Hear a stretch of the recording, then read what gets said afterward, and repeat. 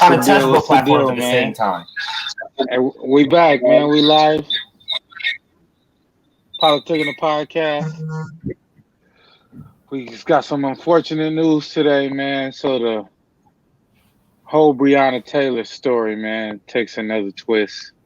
Two of the officers have been completely acquitted of all charges. One of the officers got 3 charges, one abuse of power and 2 counts of reckless endangerment for shooting through the adjacent apartment's walls and endangering the 2 people inside that apartment. But as far as the overall murder of Breonna Taylor, it goes justified under qualified immunity. If you didn't watch that episode, go back, I believe 2 episodes ago. We explained what qualified immunity is. So basically, because they were doing it on behalf of the government, they qualify for blanket immunity, which means that they will not be charged in any way for Breonna Taylor's murder, and no way that you can personally sue them or attack them in any way because of qualified immunity. So before we started the show, we were talking about how the NBA is going back and playing games after we got this verdict today. You know, the whole thing was, Black Lives Matter and making sure that we get justice for people like Breonna Taylor. And today just shows that it's the same old status quo. Well, let me bring in my 2 partners with me, man. Yajaketi, Alvin. What's the deal, fools? What up? What's going on? I know this is kind of all script, man, but we all got to weigh in on what the Breonna Taylor situation, man. Let us know. Man, who going first, man? Hey, hold on. We got one more. Bring in my boy Ronnie, man. HNS 420. Okay. He joined us. Ronnie up in his point. Ronnie. What's the deal?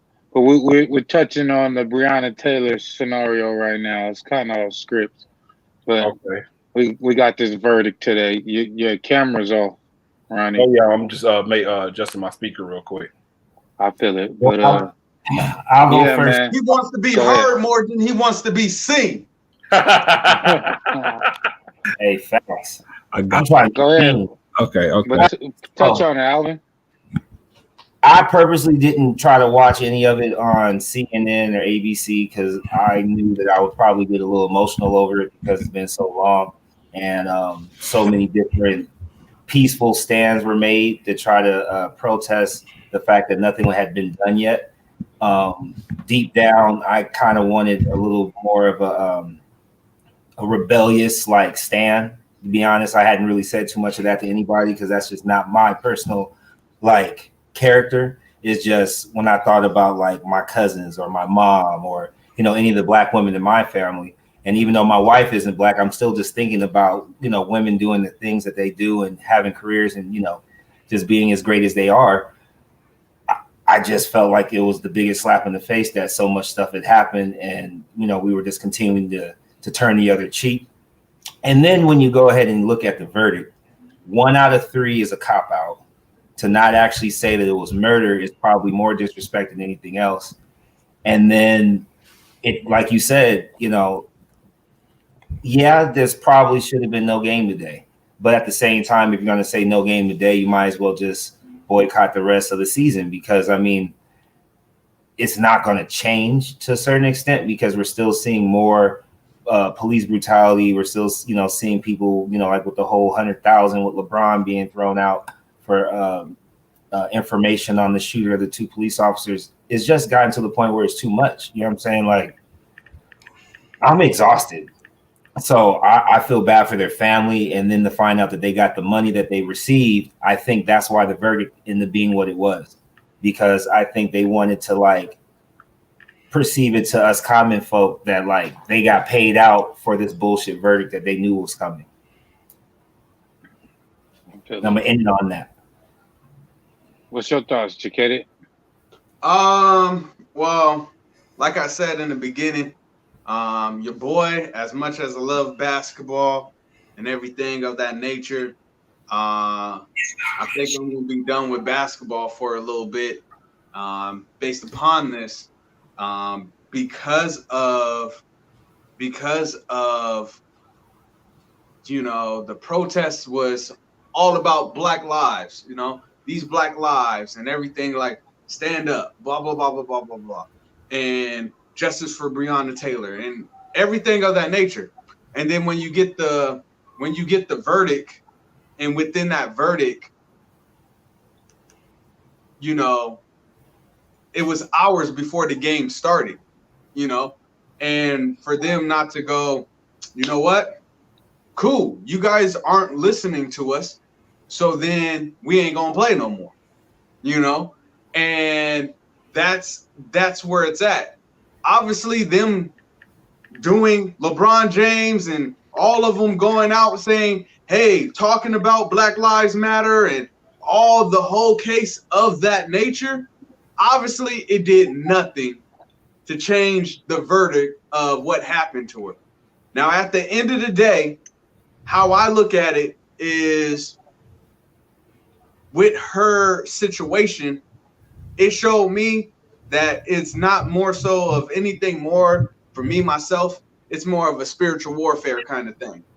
And with that being said, it wasn't the police, it wasn't the prosecution system, it wasn't that system. This decision was made from the community, its peers. That's where this decision was made. They put it in the peers' hand, where LeBron James and all of them are going out saying, hey, we matter, look at us, we matter. Going out using their popularity to help bring awareness. But in Connecticut, they're like, we don't give a damn what you say. We don't care if you shut up and dribble the basketball. That's what you guys are good at. Because it was the peers, it was the community that said that these people can get away. And so what that also showed me was, if it was the community that passed the judgment and said, okay, it's cool, there ain't nothing going to happen to these dudes, okay, cool. That just means to me that racism, it still exists. So that's me in basketball right now. Me in basketball, you used your voice, you used it before, it didn't work. You used your voice now, it still didn't work. When are you going to make a bigger stance? For sure. I respect it. Ronnie, you here? What's the deal? I'm here. Man, listening to all these brothers, man, that I've been really, really on edge about this all day, because not the fact that the verdict was came to, but because it was what I was expecting. I mean, are we really surprised about this? How many officers have been properly prosecuted over the last few years, just say about some of these murders that's happening? I mean, if they're not going to prosecute the officers that shot a 12-year-old black boy named Tamir Rice within 2 seconds of arriving, I mean, I don't know how you not prosecute an officer for that. If they're not going to prosecute the officer that killed Sandra Bland, and it's countless names, Philandro Castro, what's the other guy's name? It's countless names. I mean, I wasn't it took them this long to even get people to talking about Breonna Taylor. Breonna Taylor happened months ago, and it was brought to service when the whole George Floyd thing happened. So Breonna Taylor's name started getting said, and they weren't trying to prosecute in the first place. So for them to let this happen, I'm not surprised. I am deeply saddened and sickened by it. But I'm not surprised by it, and also just knowing that the NBA, like piggybacking off what Jaquetta said, I was one that said they should never start playing. I don't believe in the whole creating awareness narrative and let's let everybody know what's going on. Everybody know what the hell is going on. How much more awareness we need to create? How much more time do we need to see Black Lives Matter on the floor? We need to see action taken. But at this point, I'm so frustrated with everyone as a whole, in particular Black people. It's hard. I'm done trying to tell people what they need to do. And obviously, people are going to do what they want to do. People care about their pockets more. They care about their legacy more. They care about other things more than they do about what's going on. If everyone's not willing to come together, we're so divided as Black people. Some of us are on the other side. Some of us are on that side. Some of us are saying, "Oh, it's not that bad." We can't even come together as Black people, and we only cover 12% of the country, 13%, whatever it is. And so I just don't see how we're going to make any true progress when we can't even come together. That's real. That's real. So, hey, can I add something else? I forget the dude's name. We got to get to the show, though. 65 years?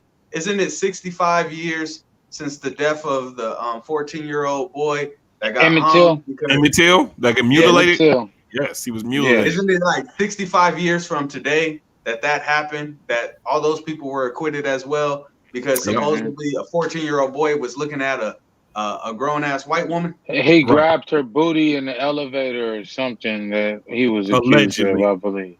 Allegedly, he grabbed her booty in the elevator. She admitted to lying. She admitted to lying later. Yes, she did. And she was not persecuted for that. Well, neither was the officers.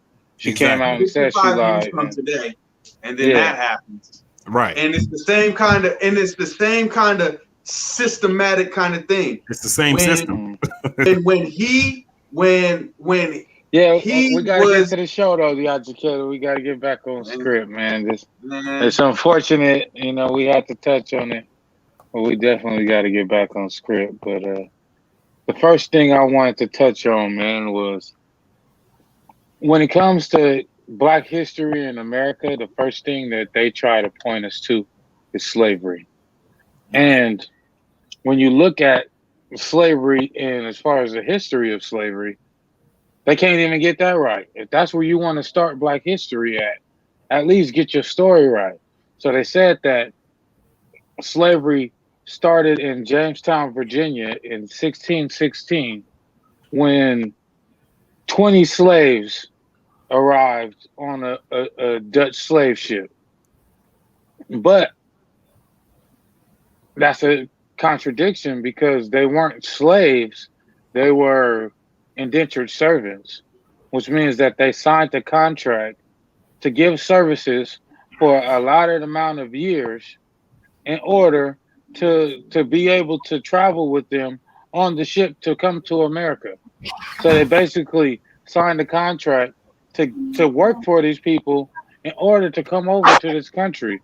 And it was only 20 Africans, and they were from South Africa, which is basically what we know as Africa now, because Northern Africa and West Africa was colonized, and that's what we know as Europe today.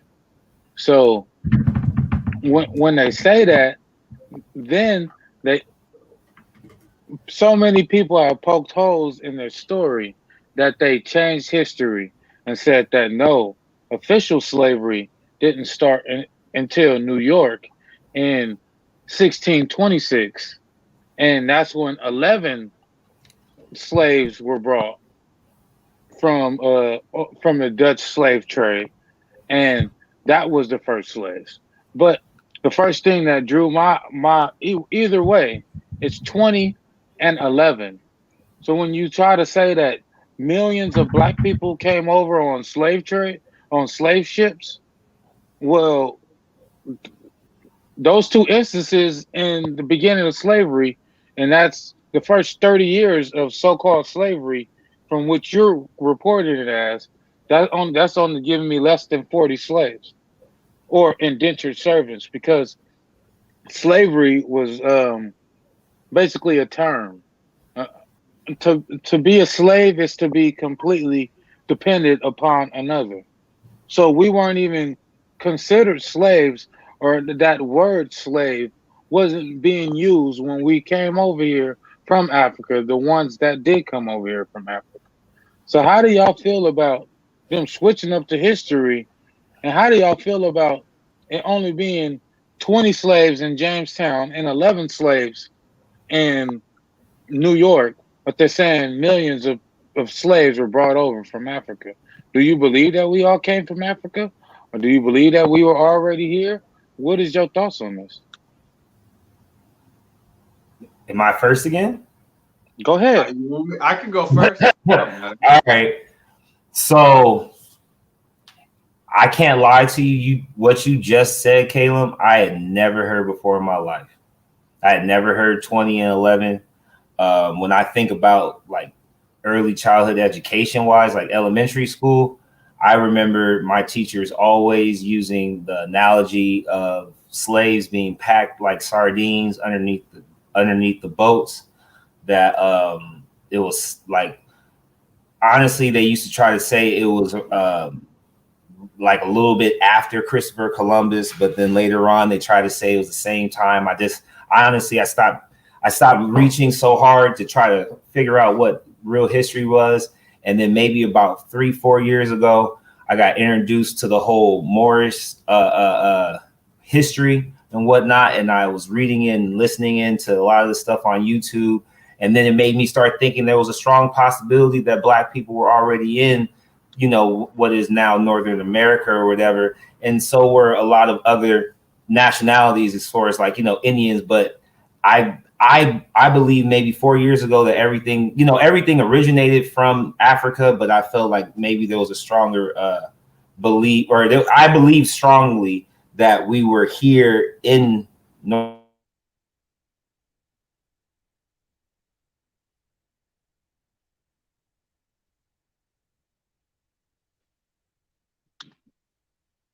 What happened? I think the bro froze. Thank you, froze. Yeah, he froze up. But I agree with what he's saying though. Like the history has all been skewed. Like the history that we were taught, like the story of Kunta Kinte is a complete falsification. Kunta Kinte never exists. But that's Alex Haley, the same one who wrote the so-called biography of Malcolm X that he said was told directly to him from Malcolm X. Is just like, man, you know, they use fiction and different stories to kind of manipulate our mind state. You know what I'm saying? So the story of Kunta Kinte is a perfect example of how they make us think that we came from these slave ships that we really didn't come over on. I would say it like this, man. I would just use the analogy, not even talking about slaves, but I would just go, if you wanted to know the game of basketball, right? You wanted to know the game of basketball. Would you learn the game of basketball? Football player? Would you learn the game of basketball from a tennis player? No. So us getting upset that the white man is teaching your history wrong is a waste of energy, because they're not going. Why will we get upset with a white person teaching our history wrong? It's the same thing as me going back to a tennis player going, hey, you taught me how to play basketball wrong. Well, guess what, buddy? Hey, I'm a tennis player. I ain't going to teach you how to play basketball. Hey, so us wasting energy on, well, the white man's not getting our history right. Why? Why would they? And first of all, and second of all, why would they give you the right history? Because if they give you the right history, guess who looks bad? They look bad. So they're going to think we're assholes. So yeah, they're going to think we're worse than what we really are. No, we ain't going to give them the right history. So us getting upset at the white man for not teaching our history right is a waste of time, where what we should be doing, like my boy Ronnie said, we are 12%. Hey, 12%. Guess what? Teach the right history. Find the people that know the right history, so you're not getting in the wrong history. For years, Disney taught me that Pocahontas and John Smith, they were madly in love with each other. Then I grew up and I realized Google told me, hey, no, John Smith was raping Pocahontas. And I'm like, what? That's the real history of it? Would a white person come out and tell you, yeah, we went around raping Indians? No, they ain't gonna give you that history. We're gonna make it seem like we all cool. We all cool. So stop looking for the white man to give you the right history. And that's exactly what I was touching on earlier, is how they use media to kind of twist the story and lighten the story so that they can change history. You know what I'm saying? So a lot of the times, you know, if I use this as an example, if we catch a fade right now, me and you fight, and you lose, the chances are you're gonna go tell the story before I can, because you don't want the real story or you getting beat up out there. So 9 times out of 10, the loser of the fight is the one that's out there trying to tell the story, because they don't want to be painted as a loser or as the one that got beat up. So they're painting this history or our history in the wrong way, is because we won some of these battles and we were in different positions and positions of power, and they don't want us to know where we really come from, because then we would know that they're not superior, they're the losers. Facts. But tap in, Ronnie. Let me hear what you got to say on this.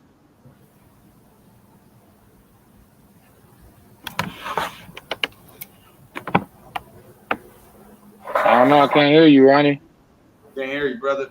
Okay, I thought it was me. I was like, shit, let me double check my Wi-Fi.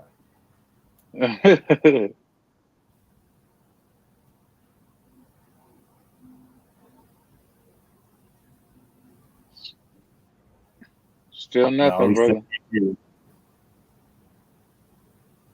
You ain't on mute. I don't know what happened.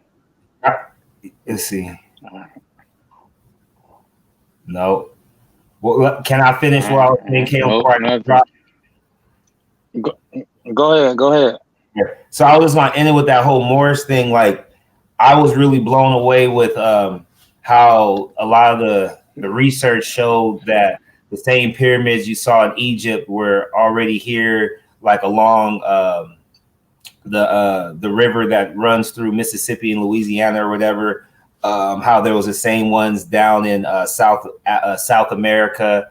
You know, like, yeah, like there was just, for me, I'm big on, the Mayans. There you go. I'm big on a lot of the facts that you can show, and not like, just like Yajiketa said, like, you know, I don't want to knock, not necessarily that all white people are going to lie, but I've always thought when it came to slavery about like the Bible and whatnot, that like, if you read the Bible and the Bible doesn't reference that you're supposed to be raping slaves and killing slaves and making them do all these different things that they're doing to each other, wouldn't it make more sense that we would read something to you in a way that makes it work for me instead of working for you when you don't necessarily know how to read? But then once those few that felt bad taught some of the, you know, some slaves how to read and they got to figure out on their own there, and then you have people trying to, you know, basically become free and whatnot like that. So, I mean, I believe that we're never really going to find out the real truth of who we were and where we really come from until people do the same type of digging that they're doing now in these different places and finding these remains that, you know, they're going to have to be, you know, we're just going to have the, you know, the right people reach and research. I feel it. Ronnie, you got it straight? What's the deal? No. Hey, to add on to what you were saying, Alvin, like, if they were trying to erase Jewish culture, as in make there no history whatsoever. That's what Hitler did, though. That's what Hitler did. You're right. That's what Hitler did. So we can't compare the atrocities done to the black people to the atrocities done to the Jewish people, because they have their own history of slavery and they got their own things that they've been through. So, yeah, you know, hey, that's what I'm saying. But just like how he was saying about when we touch on that stuff, we you know, we can't really. Well, Can y'all hear me? I get that. So Yeah, there we go, baby. yeah, we got you. We got you now. We got you now. I had to adjust that. But yeah, I mean, I'm in agreement with everyone pretty much. As far as where it started, I don't think we'll never really know that, because unless we go out and dig, like Alvin was saying, we gotta do some digging, and it's a little late to be digging because a lot of the people that were here have died off. You know, getting stories from people that were there and got stories from their grandparents or parents or whatnot. Those people are starting to die off. So we'll never really know. But I'm in agreement when I thought that we were here already. You know, I believe that the Indians are African Americans. I believe we were here, and I don't think we'll never know when slavery or where it truly started.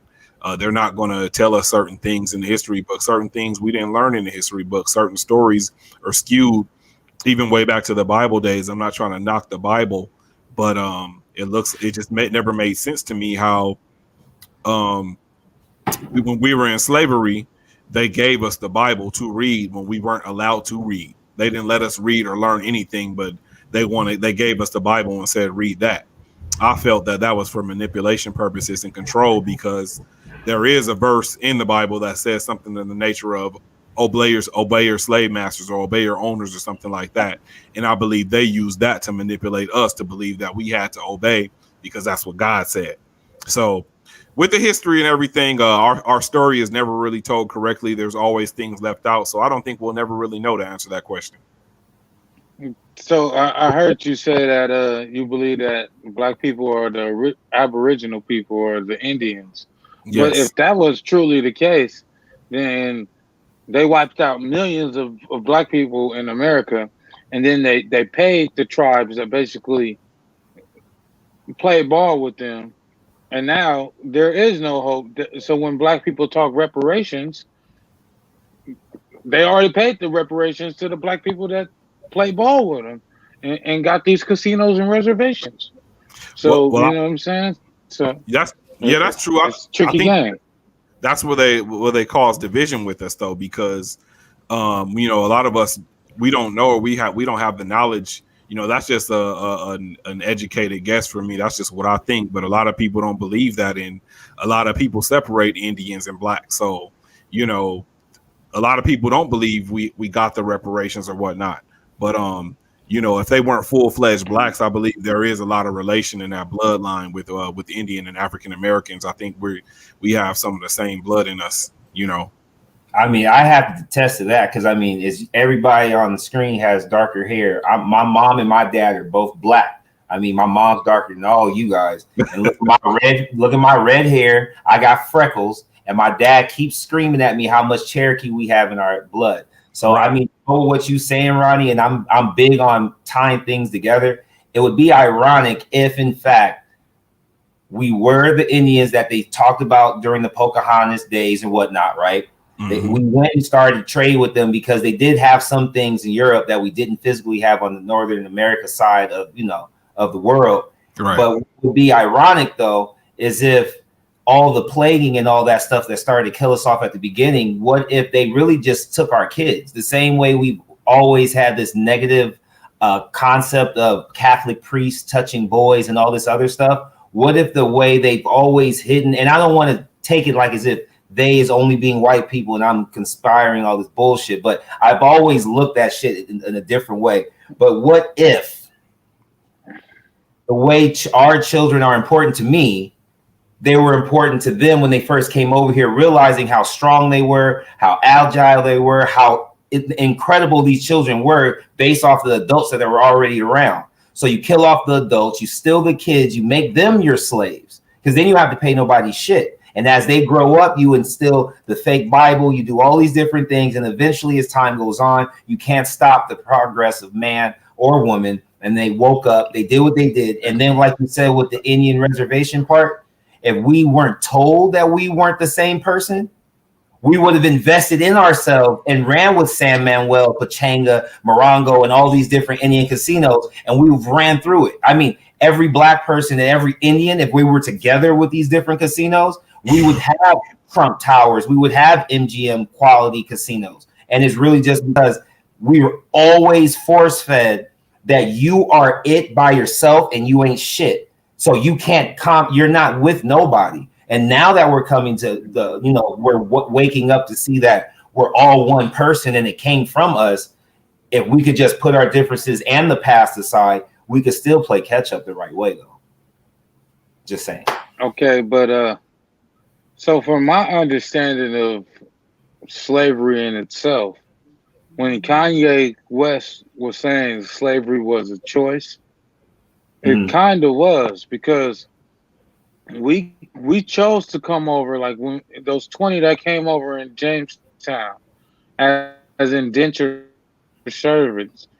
Indentured servitude was a contract. This is basically what athletes are signing right now. That's type of contract. Hey, I'm gonna stay with your team for 10 years. And when you're talking about slave auctions, I have the rights to you. So we're talking about free agency. So NBA free agency is equivalent to a sports auction. So slavery never ended. So that's what people need to really get into their mind, is the institution of slavery never ended. Go ahead. You go first, Ronnie. I mean, yeah, I get what you're saying on the slavery never ended thing. But I don't think slavery was a choice at all. I think it was more of probably a business agreement. I don't think black people signed up to get their children raped, their wives raped, their men killed and slaughtered, their men fought against each other. I think it was a manipulation. I get what you're saying, but I get what you're saying, but let's talk about the first initial, like 20 or 11. Okay, now, let me explain something to you, because this is, we came over as indentured servants. They later donned it slavery, and slavery, the definition or the original definition of slavery is to be completely dependent upon another. So we came over here as indentured servants, but because we became completely dependent upon white people in America, that's when we became slaves. We came over here by choice, became dependent on the white people, and that's how we became slaves to the white people. If we never gained a dependency to depend on the white people in their systems, then we never would have been enslaved in the first place. But what if it wasn't? I got a question. Go ahead, y'all. Go ahead. My question to you, with your statement that you said, my question is, would a hoe be considered a slave because she has to depend on her pimp?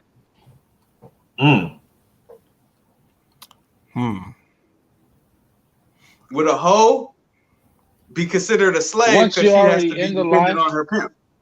Huh? And I say it like that because how you said it, it just reminds me of dependent upon another. Yes, exactly. So a hoe is a slave, and that's why pimps don't allow the women to have and that's why pimps don't allow the women to have any money or to have anything, because then I need you, and their whole thing is reliant on the women to being dependent upon them. Once the woman realizes that they don't need the pimp, and there's no dependency for the pimp, then the pimp doesn't have any power over her. So yes, and the I whole say that because relationship is based upon the dependency of the pimp. That's why he collects the money, and then he goes and buys the food. He goes and buys the shoes. The hoe doesn't have any money. She's not allowed to carry currency, because if you carry your own money, then you have no need for me. And I say that because, like, how the whole Kanye West thing, what comes in my head is actually sex trafficking. As in, there are some people that do porn just to do porn. They choose to do porn.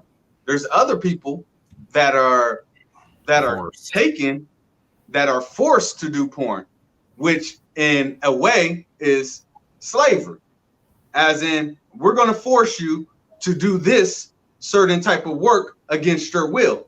Now, like how you said, you do have people that do it on their own, as in they came from Africa, wherever they came from, and decided to sign this agreement, this business deal to do it. You do have some people. You have some people that do it. Some people get on camera and they let you have sex with them. Some people do that. But then you got other people that don't let you do that. That's where I'm going with it. So I believe slavery is not a choice. It is forced upon people. And when you forcing somebody to work, whether it's sexually, whether it's in the mines, whether it's on a plantation field, against what they really want to do, that's bondage. Bondage is slavery. Yeah, I don't think we came over here by choice. I think we were strong armed. I think that they had better weapons than us. Black people got to remember, man. Naturally, we're loving and giving people. You know what I mean? The Africans, you know, they were nice people, and they didn't have the weapons that the Europeans had. We had spears and bow and arrows and shit like that. So they came over with the advanced weapons such as guns and stuff like that. And that's where we were forced to come over. Now let me ask you a question right there, Ronnie. I don't believe that. Let me ask you a question right there, because there's over maybe 30-something plus nations in Africa, and they all have their own African proverbs, which is just stories of their history. There is no nation in Africa with any African proverb telling any story of white men coming over there and taking their people. So why in America we have a history of us coming over from Africa in slave ships, but there's no recognition or no connection of that history in Africa. You can't go into any nation in Africa. You can't go into any culture in Africa and ask, did white people come over here? At what point in y'all history? You can go ask all these African nations, and they do not have any point in their history where they were raided and their people were taken over on slave ships by white people. There's no African proverb that speaks to this, and there's over 30 nations over multiple cultures. So if millions of people were taken from multiple, I'm just saying, let me finish my question. If millions of people were taken from Africa from multiple tribes, don't you think one of those tribes would have a story or a proverb of how their people got caught? Well, maybe sorry, Alvin, real quick. Go ahead, Ronnie. Go ahead. Maybe the story is being told wrong about how it happened, but I refuse to believe that Black people volunteered and signed up for slavery. Maybe we did come over here thinking it was sweet or thinking it was something else, and we were manipulated and played. The white man has proven to be manipulative. So I believe it was some deal like that went sour. Maybe the story of slavery or us coming over on ships is a fucked up story. I mean, at this point, it's hard to believe all that, but I think it was just something like maybe a manipulation when we got over here. America's better. Come here. Come over. Come over. America's better. Yeah. Go ahead. Okay. Now that you're here, this is how I feel, right? Back on that whole Morris tip, because that's the freshest information I got. I believe that we were running through everything in Africa, everything in South Africa when the Europeans established themselves as Europeans, you know, and you have everything going back and forth. And once again, and I'm not a big history buff, but we look at anything in the 1600s being the start of slavery. You remember this elementary song as far as Christopher Columbus sailed the ocean blue in 1492. So that would then put him in North America before slavery actually started, right? I believe that there's a strong possibility that Christopher Columbus, still not even trying to go to North America, trying to find a faster trade route to Asia, came over, met these Black people who he thought were Indians because they looked different than the same Black people he's seen in South Africa. He comes back talking the shit that he's talking, asking for all these fleets and all these different things. Those 12 or 20 or the 20 or 11, I believe those were people who stepped up and said, I'm gonna help these white people because I feel bad for them because they don't have the same resources, they're not as smart as us, or whatever the case may be. Like there's not, you're going to look at the whole signing up to be an indentured servant. I'm signing up to help you because I'm gonna take a chance of going to see what's over here anyway. Because that slick shit you talking, I'm interested in it. Because everything going on over here, we already dominating. I'm somebody that's interested in venturing out and seeing new places. So both they go over, they're here now, they see what they see, and what they didn't expect was when they walked over and said, what the fuck, those is niggas too, bam, they're killed. And they're killed in an execution style in front of all of us, so that we now know that these white motherfuckers is crazy. They don't even give a fuck about us. So as they kill us off right there in front of us, the fear of what could happen next is already screwed because Christopher Columbus already has 3 other ships full of white people. They're about to do the same shit. Like I said, they rape and plumage and do all these different things to the villages. It doesn't matter if we fought back then. We fought, we won, we fought, we lost. The ones that stuck were the kids, because that's the only way you're going to enslave anybody.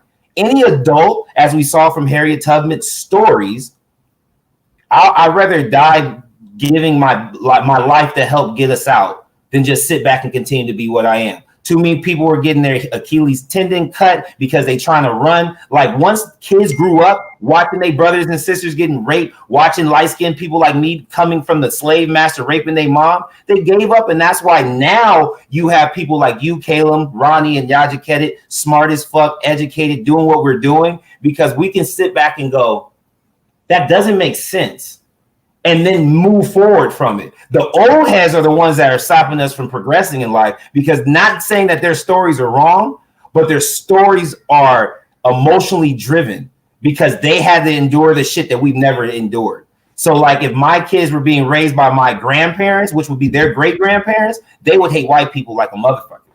Just like they instilled in me to be mindful of who they are, always be respectful and all these different things.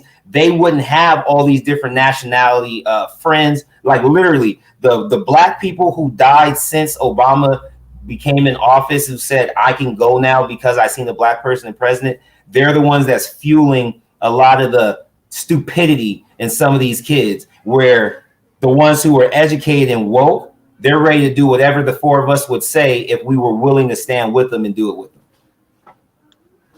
Okay, that's so it. we got to move on. So I just had to get that whole shit out. At the end of slavery, we had the Emancipation Proclamation, right, or the Emancipation Procrastination, as I would like to say, because it was passed and it took about 30 years for them to actually implement it. So we were free legally, but it took 30 years for them to even make any provisions to try to enact that law. So after that whole period was during the Reconstruction period. And during that period, they had to basically figure out what to do with the so-called free niggas. Because if you look at white people's problem in America, it's niggas, man. Everything is from the Civil War to slavery to today. The biggest problem is what to do with niggas. So the Reconstruction Era was basically just America trying to figure out what they was going to do with us niggas over here, man. So they did something called sharecropping, where you still work on the plantation, but now you share in some of the crops, which were very little to none. But you still got the housing. So a lot of free black people went back to the plantations and worked for the plantations as a sharecropper. Now, this is equivalent to you working for a company and they're giving you a half a share of the company. Like, hey, look, we're an employee-owned company. We gave you half a share of this company to try to coax you into staying with the company. I know Amazon does this, and this is why Amazon stopped, and they're the rich, because now you see like you working for this company that's making all this money and you got some stock in it. Now, if you leave, you lose your stock. So now it's a lot of people staying in Amazon just because their stock is through the roof and the job sucks and it's terrible. You know what I'm saying? So how do y'all feel about sharecropping, and how do y'all feel about what happened with black people after slavery? Because as you know, Abraham Lincoln was killed and Andrew Jackson took over as president. And the first thing he did was he ordered all captured lands to be returned to their owners.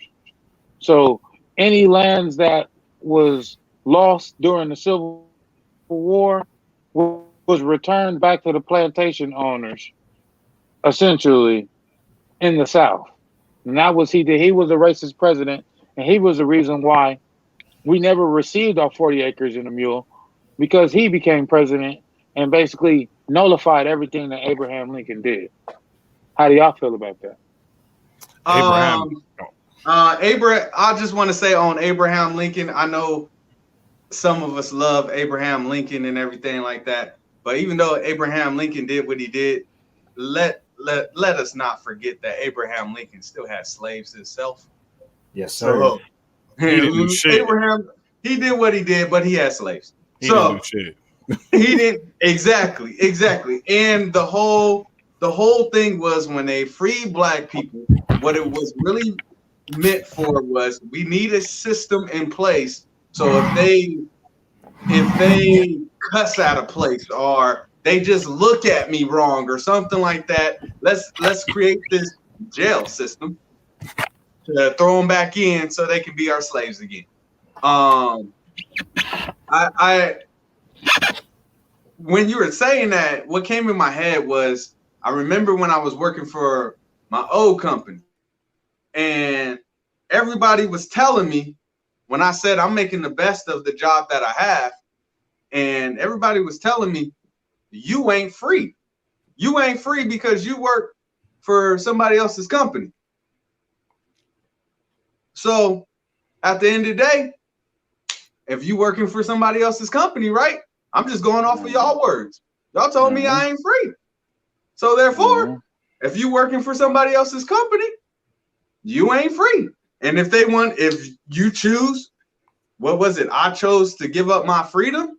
So if you choose to go work that 9 to 5, you're choosing to give up your freedom. And the words that was told to me. But if you're going to do that, hey, if they're going to give you a little percentage, cool.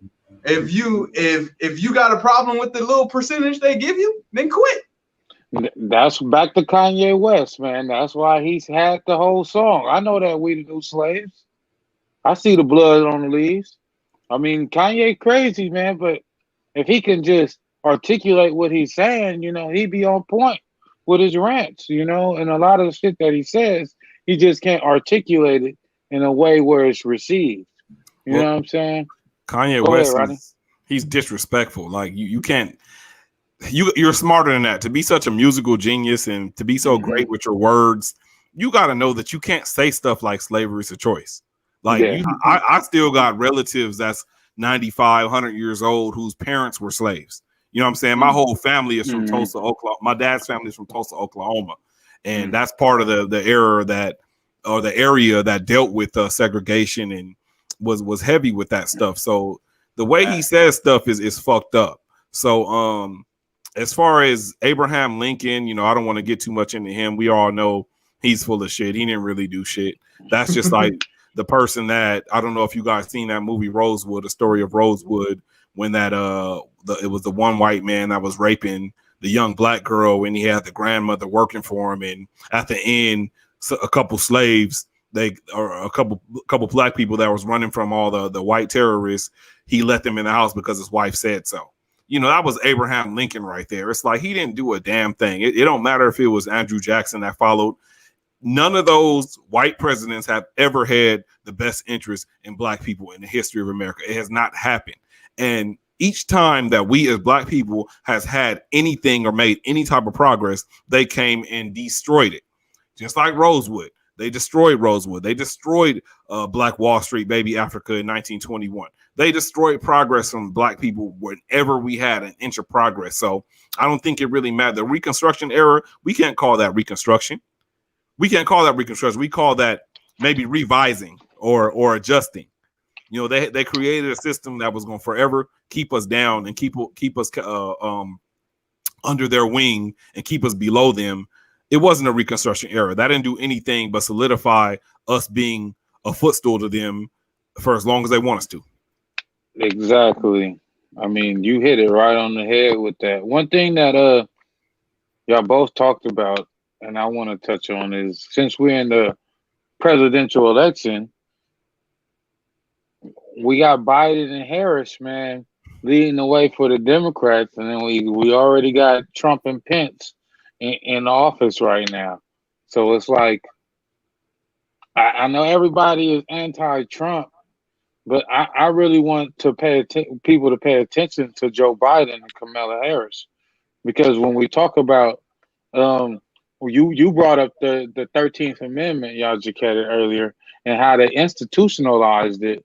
But the 88 crack laws and the 94 crime bill, which Joe Biden and Kamala Harris both play institutional roles in, led to the mass incarceration of Black people in America.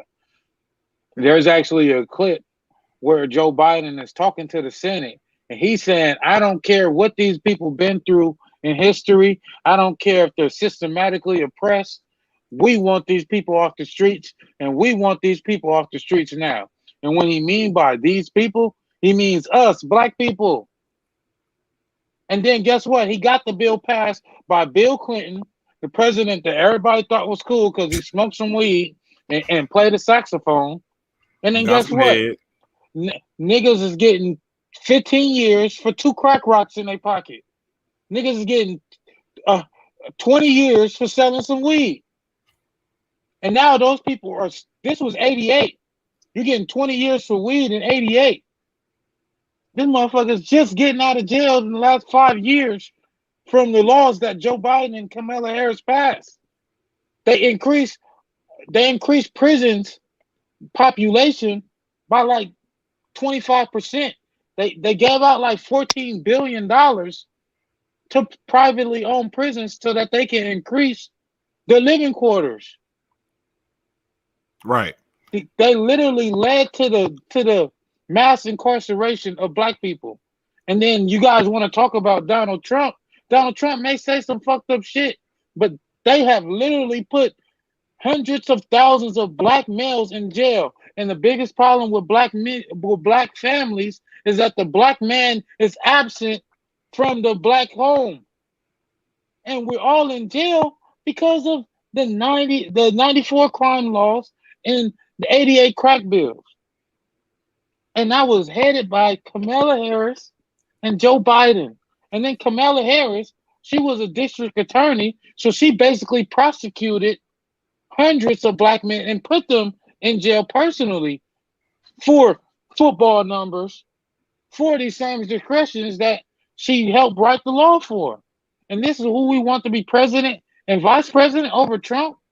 Man, see, first of all, with Donald Trump, you know, we got to realize what he is. Yes, Donald Trump is a racist motherfucker.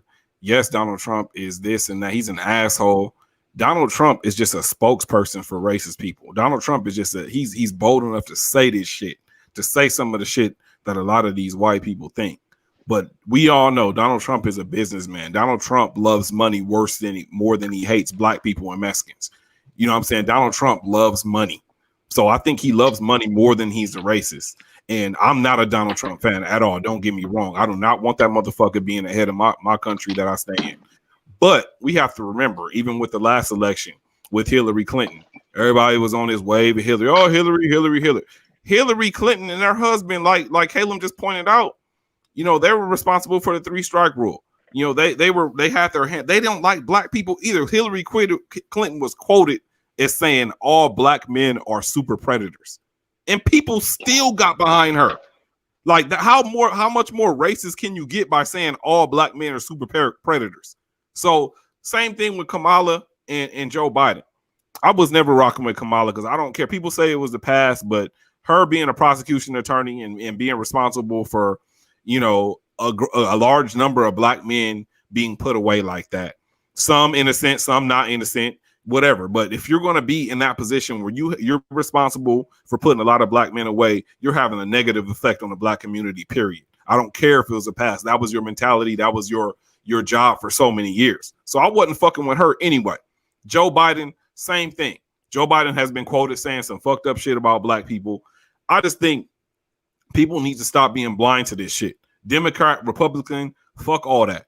There is no Democrat and Republican. It's people who are on the right and wrong side.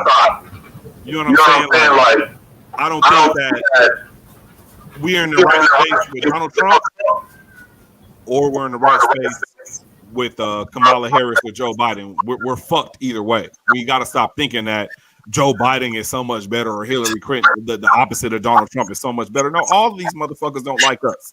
They never had an interest in us. So whoever is the white face that's going to be running the office, we're fucked, period. I see it as I see it as you gotta pick the less of two evils at this point. Like how Ronnie was saying, like, you know, forget the Democrat Republican Party. You gotta pick the less of the two evils.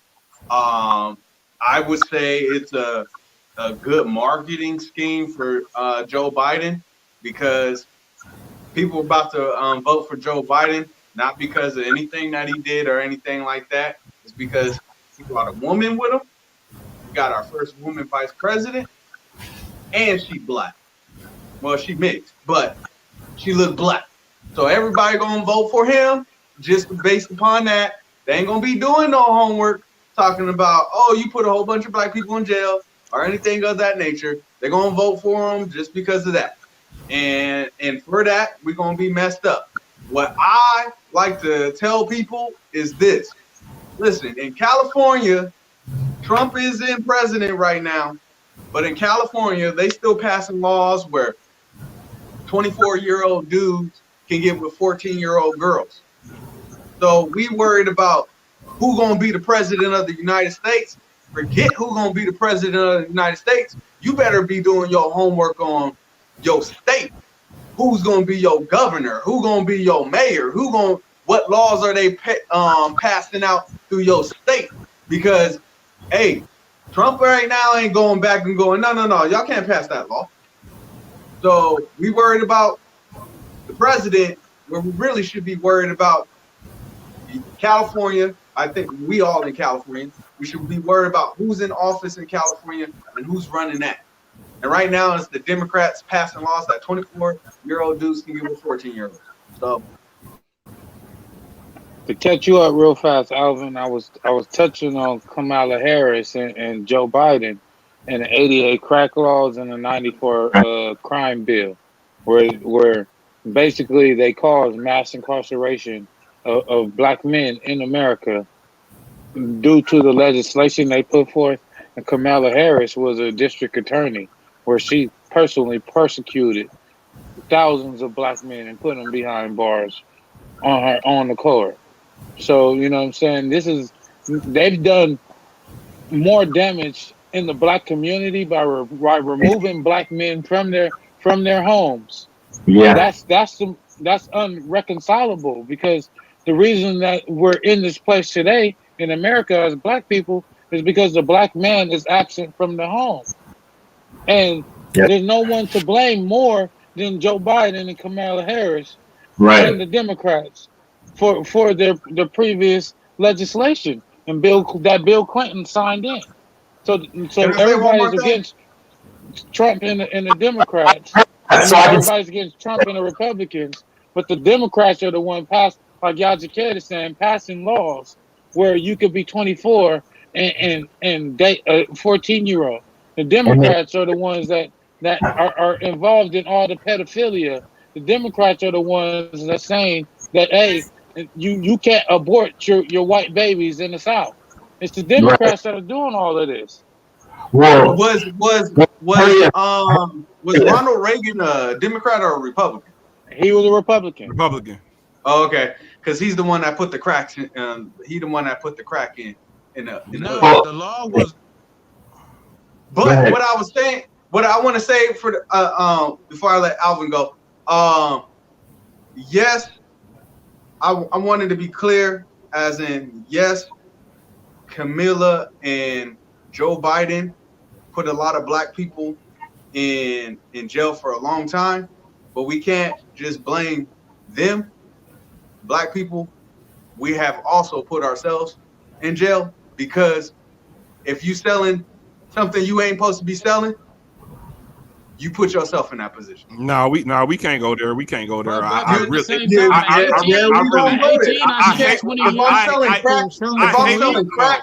No, I hate when black people say that. We can't. That's what we got to stop doing. We got to start putting the blame on ourselves. We got to stop doing that. No, you do, because you got to take responsibility for your actions. No, of course. But the point is, and you can look up the statistics, black people that do the same exact crime as white people are getting sentenced way higher and way longer than their white counterparts. So that's what we're saying. So if you know that, why are you going selling crack? Of course, but what I'm saying, you can't just say that. You're in your mentality. You got to look at it like this. When crack was put in the hood by the white people, by the government, the crack was put in the hood in our poverty neighborhoods. When people are walking around without shit, without nothing, without no resources, without no ability to get jobs, without anything, and they get this drug that is making them money and able to feed their family. I'm sorry, I can't put myself in that position and say, well, you shouldn't be selling crack. Like, we were raised different. We weren't raised in the position where we had to be on a street corner selling crack to feed our 17 siblings that are living in a house because of the white man put this fucked up ass drug in our community. We can't blame us first. Of course, we got to make better choices now, but I think in the heat of that moment, we can't blame ourselves for that. We can't blame ourselves for having a dime bag of weed on us and getting 15 years when our white counterparts could have ounces of weed on them and getting slapped on the wrist. That's what we're talking about. That's what we're talking about. I actually want to piggyback. Take responsibility for your actions, baby. No, hey, I want to piggyback on what both of you guys just said, because while I was listening to you, Caleb, I was going to use this reference. Did you guys see that show that they made on FX a couple years ago called Snowfall? Yeah, they basically talk about the crack epidemic in the 80s or whatever. That is perfect example of what everybody's saying.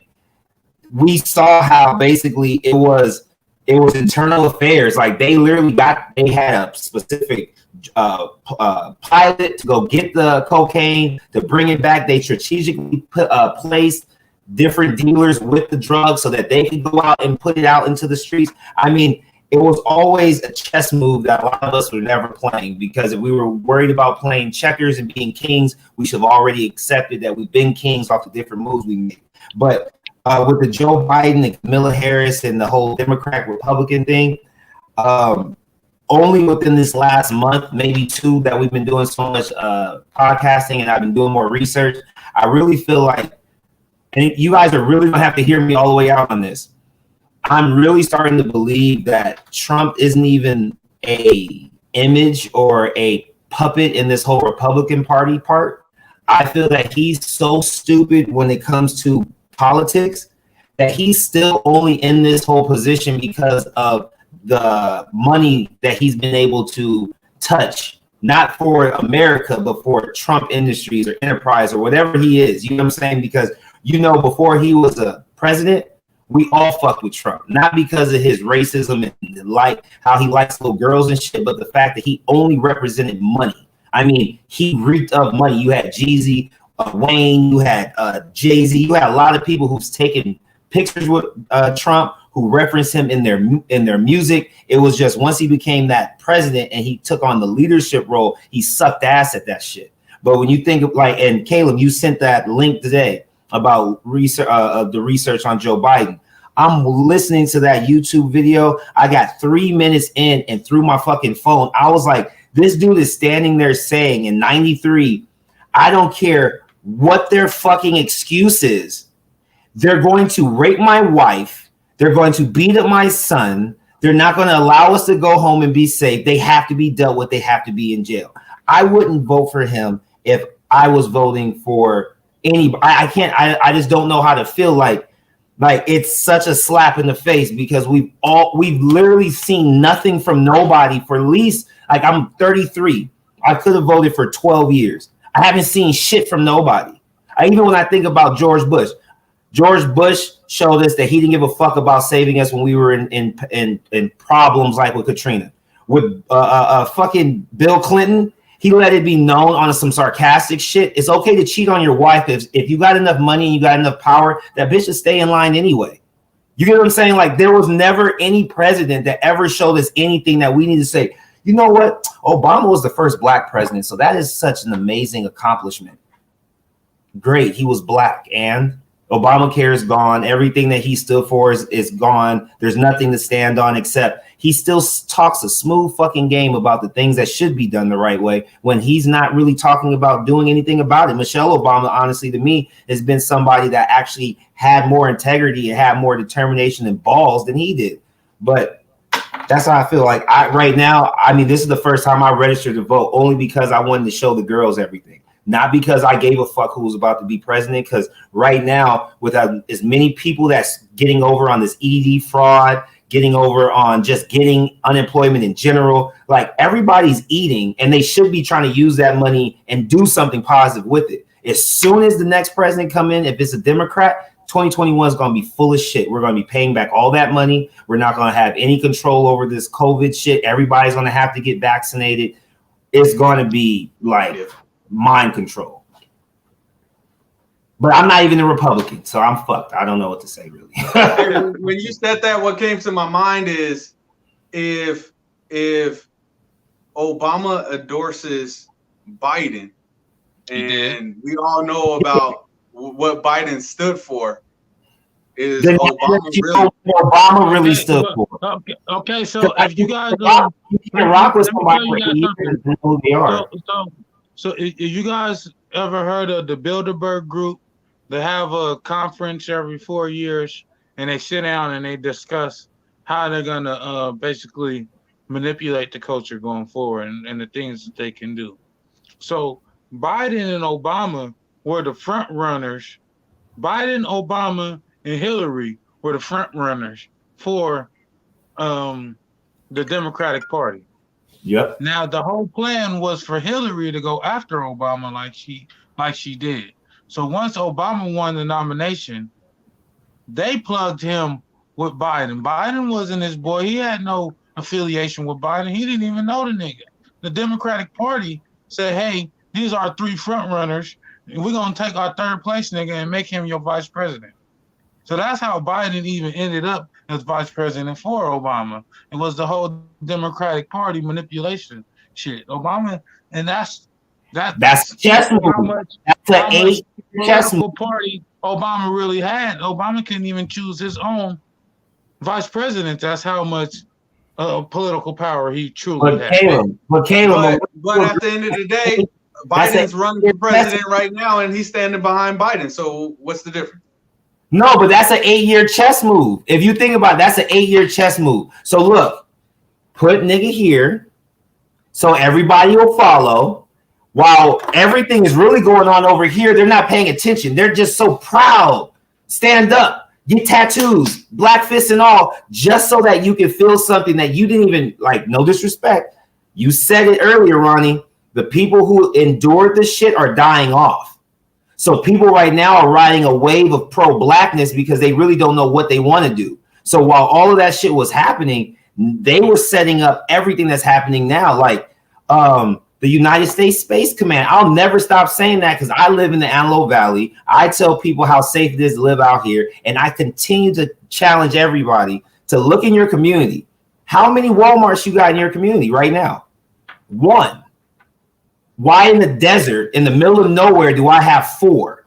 Because I have 2 of the 3 biggest naval bases or production of military force, basically, right here in our backyard. Yep. The new B-3 bombers, all the stuff that we know is coming out is right here down the street from where I'm sitting right now. But yet nobody hears me when I'm saying the same stuff you guys are saying as far as it's not what we see. Like the Democrats and the Republicans are shaking hands behind Trump's back like this, like, yeah, go ahead and let that nigga fall. It don't matter. We already got him exactly where we want him. And then it's crazy to me how they never talk about money. Like First of all, you sit here and you tell us that the deficit is tripled and it's trillions of dollars. So you tell us how much we owe, but then you turn around and COVID hit and you pull out $14 billion out of a fund sitting there. How we so many trillion, and then you pull out 14 billion out your ass, and then but you're trying to pull out some more money. No, you don't pull out some more money for a second stimulus. Now, how much money do we got? Caleb, the first stimulus, you don't remember when it was first reported? Donald Trump said it was out of his own money. When it first came out, he said, I'm going to make sure everybody gets what they deserve. If he did have that money, imagine what type of strategic moves he can make now moving forward. I just helped repopulate the entire United States. So while they're talking politics over here, United Nations is talking this, he's still talking this on the low. That's why none of this shit matters to him. That's why when we press him at reports about say her name or why aren't you talking about George Floyd or this, and this, all he cares about is who's stopping him from making the most money. And right now, black people continuing to decide to stay at the bottom lower class. That's why he's acting like he doesn't give a fuck about black people. He cares about money. He likes the people who have money. If you're wealthy black, he likes you. If you're wealthy Mexican, he likes you. If you're poor anything, he doesn't. Hey, for real. You see how he said, "Oh, I'll give LeBron James an invitation to come to the White House right now because he's rich. He's $1 million man, $1 billion man. I get him on my team. I can do whatever I want." Just like Kanye. The ones that are jigabooing were looking at the money concept because Kanye fell off after he had his 808 and heartbreak because of his mom dying. You know what I mean? Like his records weren't as hot as they used to be. His productions for good music weren't as good as they used to be. But as soon as he fucked with Trump, he right back in front line. Boom. Oh, Kanye 2020. Imagine, watch how many votes he actually gets. The second richest black man in America. Kanye West. Who's number one? Wait, who's number one? Kanye West is the second richest black man in America. Who's number one? Jay-Z is richer than Kanye, right? Hove. Jay-Z's number one, then Kanye. How much sense would it make if they end up doing some crazy shit this election? It makes so much sense. Damn, so after the Obama era, from Obama, like you said, everything that Obama ran for and stood for, I mean, he literally just gave us Obamacare the last 8 months of his presidency. Just to try to they shut down the whole government. They shut down the whole government for about 3 months, arguing over implementing the damn shit. It tripled the deficit by even putting it in, but he ran on it, so he had to get it put in. So basically, he tripled the deficit to put in healthcare that didn't last 2 years into the next presidency. And that's Obama's legacy. That's Obama's legacy. Yeah. So it's like, how do y'all feel post-Obama era, Ronnie? What do you feel now that we had a black president? How do you feel about this shit? Oh man, it's so many angles I could come at this from. I know we don't have all night, but the first thing, having a black president. Just look at that. Think about that statement. We had a black president.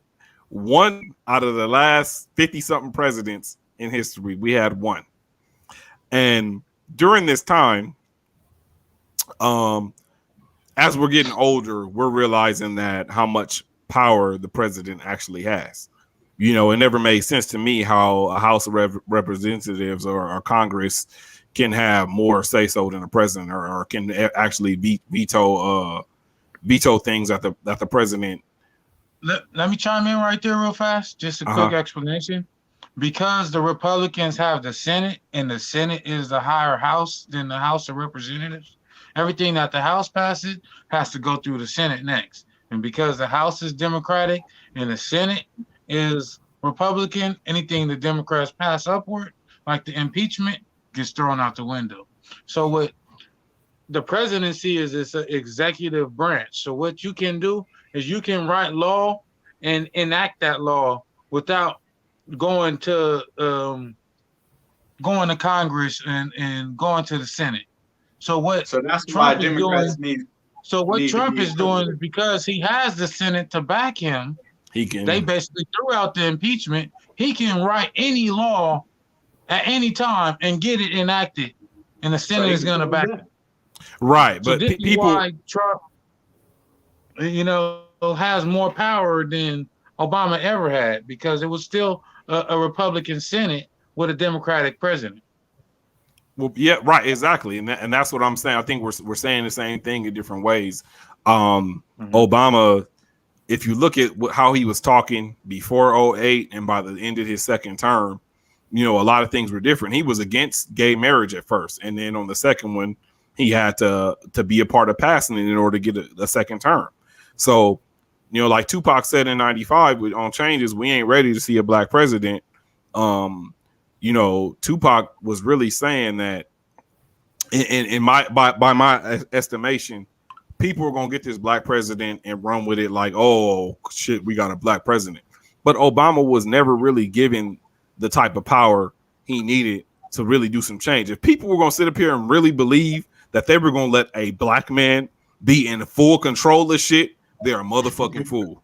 Like, stop, wake up and smell the fucking coffee. They are never going to allow us to be in control of shit. That was a smoke screen. So no, Obama being president didn't do shit for us, but give us false hopes, give our kids false hopes that we could be whatever we want to be. Get the fuck out of here. Stop it. Hey, wait, Ronnie. Hold on, let me say something real fast. My biggest problem with Obama was his handling of Muammar Gaddafi in Libya. Muammar Gaddafi was basically going to start a African currency. Like I was stating earlier, Africa is not united.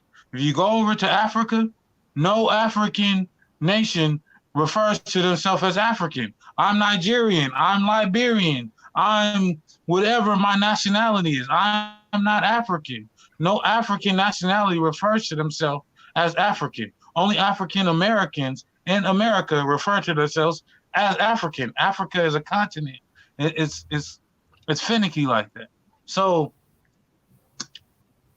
kind of lost my train of thought. But basically, with Muammar Gaddafi, he was going to basically start a currency for all of the African tribes in Africa, so that Africa can have its own congruent currency throughout all its nationalities.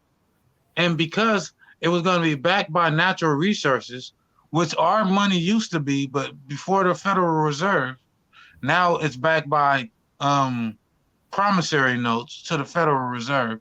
It used to be backed by gold. So there's no currency in the world that's backed by anything tangible.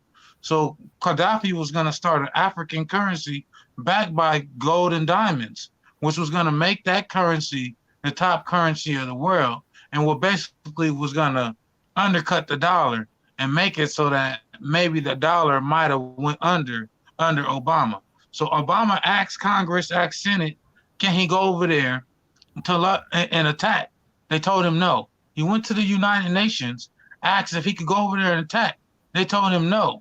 So he went and created ISO, which is a mercenary group, trained them, gave them artillery, sent them in, and then basically flushed Muammar Gaddafi to a hospital.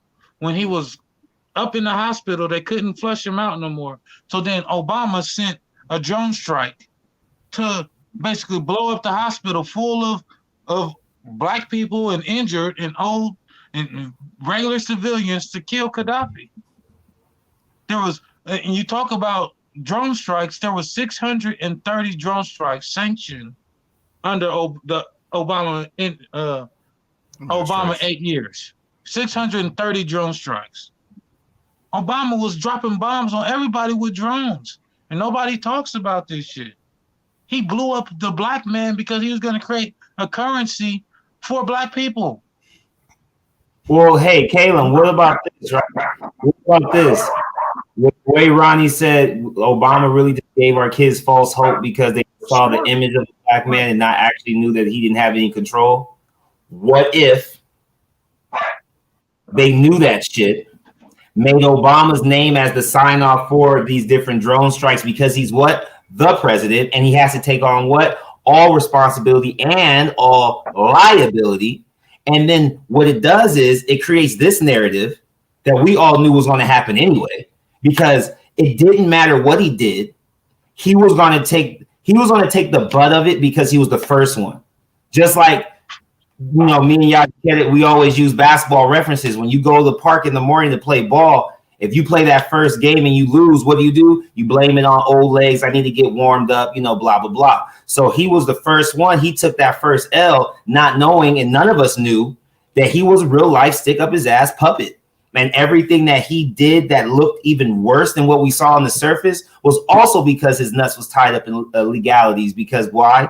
His name is on every document. So he tried, to a certain extent, there was a possibility that he was trying to instill hope, change, and all these different things to kind of wake us up to see that, hey, it's more than what you see. Do you, don't be me. You know what I mean? Because the last 12 years, and I had my first daughter at 20.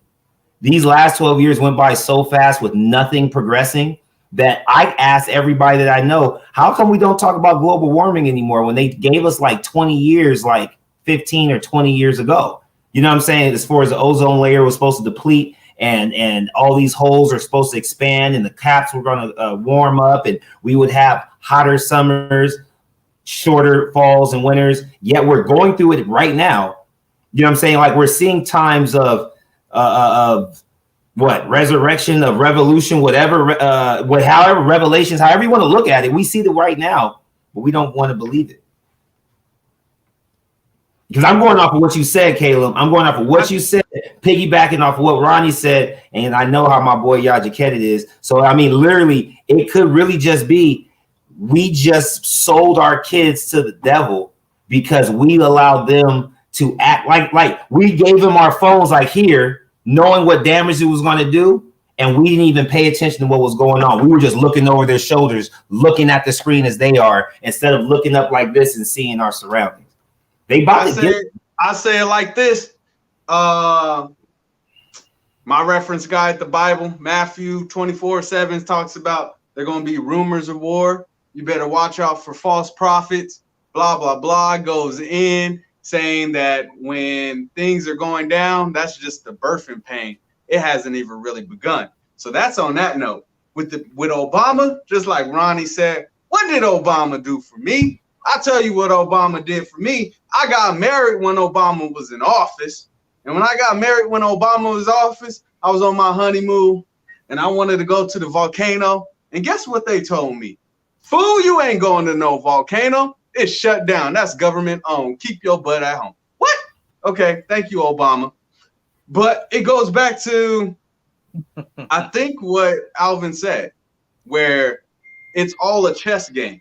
When you think about it, everybody voted for Obama and got Obama in office. He was the first black president, right? They probably knew they were going to lose the election next year. And so now, hey, we going to get more black votes this way for 2021 to get Joe Biden in. He got Camila. She look black. Obama's endorsing him. There we go. We got the black vote right there, baby. So I just think it was a ploy. I think it was just like how Ronnie said, smoke screens and mirrors, because they knew, oh, we just gonna jump on it without really doing any homework. And now sacrifice 4 years for 8. That's basically how you have to look at it. Exactly. Because if he wins, what happens? We're going to not judge him for the first term because you can never do anything in 4 years. And it's a little bit different now because you're a Democrat and you have Camila and he's not Trump. So let's go ahead and see if he can do something different within the next 4. And that's when we're going to have those little chips in our arms. We're going to have all kinds of. Hey, they're already doing the chips up in Texas or something like that. So they're volunteering though. I'm not doing it. And we all, like, at first I used to hate on Trump. Like everything about him. I just hated on him. But then I started to realize, hold up, the difference between Trump and everybody else, Trump ain't never been in no, he wasn't no mayor, no Senate, no none of that. So his behavior is not what we always seen a president act like. And I myself, I'd rather see somebody come out and say, hey, listen, I'm going to be president anyway, so I don't really care if you black people vote for me or not. Then try to play the game and go Joe Biden come out and say, hey, if you don't vote for me, you're not black. I'm sorry I said that. That was the most shit I ever heard. That's crazy. I ain't fucking with Joe Biden. I ain't fucking with Joe Biden. Nah, man, I can't. Honestly, if you listen to that whole speech that he gave on the sitting floor, I said that, he was passionate about it. But he said these people, but the whole time you already know, we as black people, we already know the reference of you people. You're talking about us black people as a whole. They're gonna hit my grandma over the head with a pipe. He doesn't care.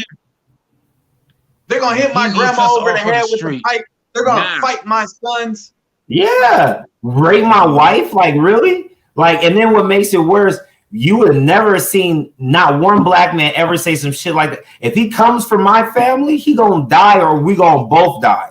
What did he turn into? We have to lock them up because they're gonna hurt my family and I can't protect them. What kind of shit is that? And he was young. Like you see his posture, his poise, his demeanor. He was so passionate about that shit. I was like, wow. Like he is not the brother man. He is really the other man. What killed me about it, to wrap it up, but what really killed me about it is he was asked when he started his whole campaign. Kamala Harris was asked about it when she started her presidential campaign, and she said that it was a huge mistake and that she was sorry for it and that she regretted it. But Joe Biden said, nope, I'm proud of it.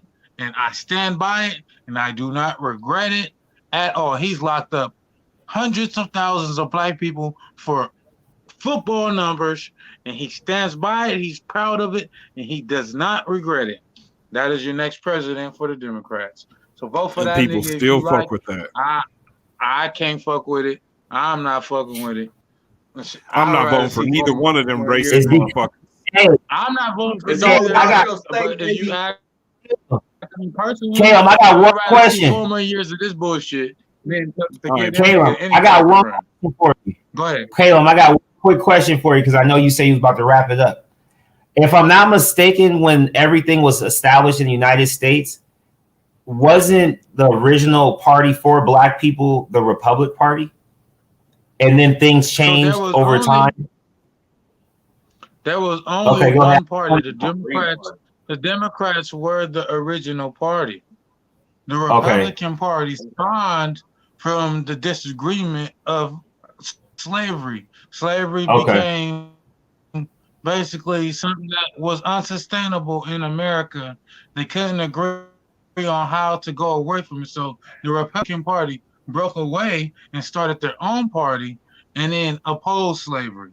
So the first order of business, so basically the Republican Party exists because they wanted to end and oppose slavery. But look, this is the reason why I asked you that. They didn't want to, and that's what I was saying earlier, and that's what is that Obama. Their biggest problem in America is what to do with the niggas.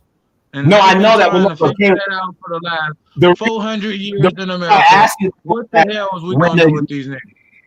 Look, the reason why I asked you that is just because when the Constitution was written and it was originally supposed to be democratic, everybody who was there writing the Constitution and everything, they were pro-slavery back then. Back then, they were pro-slavery. Right. So you really think about it. So it was originated with everybody supposed to be Democrat because they were the ones that wanted slavery. The ones who opposed it were the ones who didn't want slavery, right? So now look at how funny the tables have turned, where black people are saying they want to be Democratic when the original Democratic Party were the ones that saying, no, niggas, stay here. You get what I'm saying? But Like I think that the Republican. I think that the Republicans' MO wasn't never to look out for black people. I think it was, hey, right. we're a new party. If we could get the black people to vote, then we can actually gain some power. So I think that they just wanted us on their team so that they can gain some political power in America, and that they don't give a fuck about us neither. So yeah, we America were the don't care about black Republicans, but they didn't give a fuck. They Right, basically I know, used us to gain power, and now they don't give a fuck about us. How crazy, but for us to have been used on both sides and we to be all over 30 years old, how crazy is that? To know that there's these 18-year-old kids who just registered yesterday off of TikTok or Instagram who don't know what you just said, because they're going to jump in on this Biden train, thinking that anybody in the Democratic Party is a better selection than anybody on the Republican Party, where they really don't know either side's history at all whatsoever. But that was my closing note to you, because I'm just now becoming woke on the political side. Same here. And that's why my whole branding is politics in itself, because my whole mission is to educate and inform about politics. I study, I'm into it. Let me spread the knowledge of politics to as many people as I can. And that's why my brand is politicking, because we need to broadcast black politics, not just for white politics. We don't need the black Republicans to be the ones on CNN and Fox News trying to speak for the black people. We don't need Jesse Jackson. We need real black politics to be spoken and be really, talked about. So that's the whole purpose of this platform. And this is why we do what we do, and so that we can get a clear understanding of how the system works, and so that we can make a decision going forward as far as how we want to combat this system that we have here in America, because it's not a democracy, it's a republic.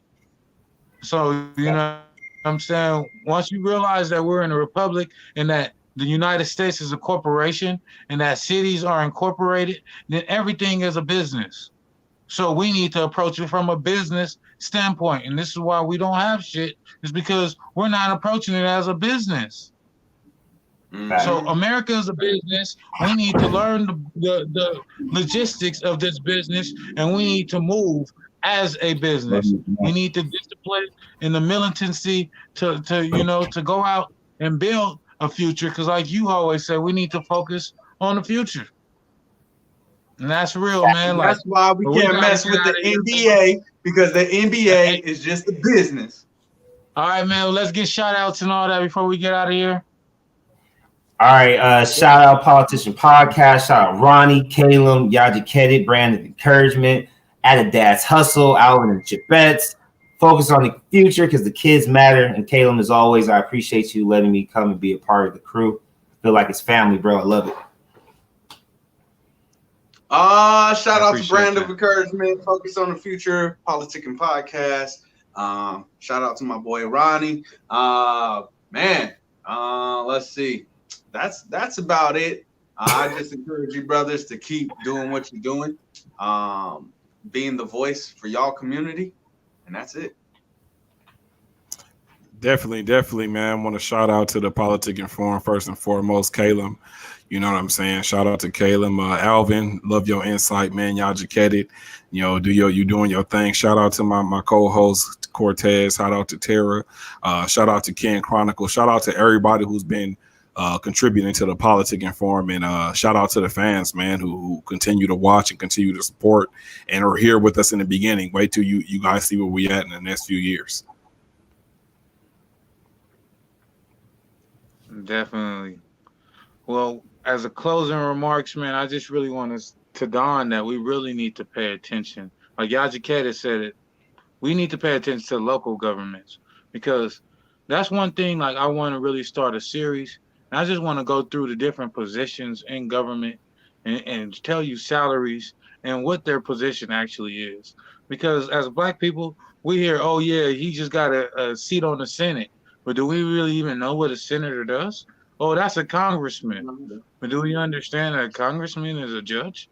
Do you know what I'm saying? It's like different shit that we really need to kind of really understand, so that we can kind of really get a full picture of what's really going on in America and understand why we don't get the things that we ask for. And it's because we're still slaves. We're dependent upon the system. And until we break that dependency, we are never going to be free from slavery. So we started off as slaves in America. And in 2020, going into 2021, if we do not gain knowledge, we're going to continue to be slaves in America. Loading up, until we perish. I ain't gonna be no hoe. God said, my people will perish, not die, perish. That Perish, means cease for the to lack of exist. knowledge. That means wipe from existence.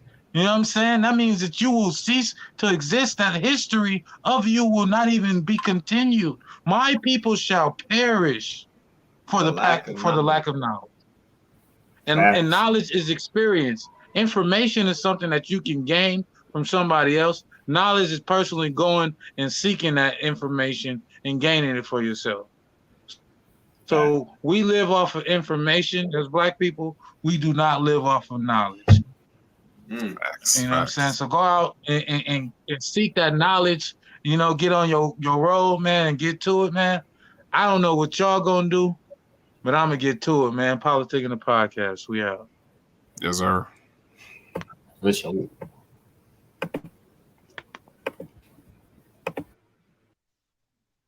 Damn, man, we be doing like 2 hours now.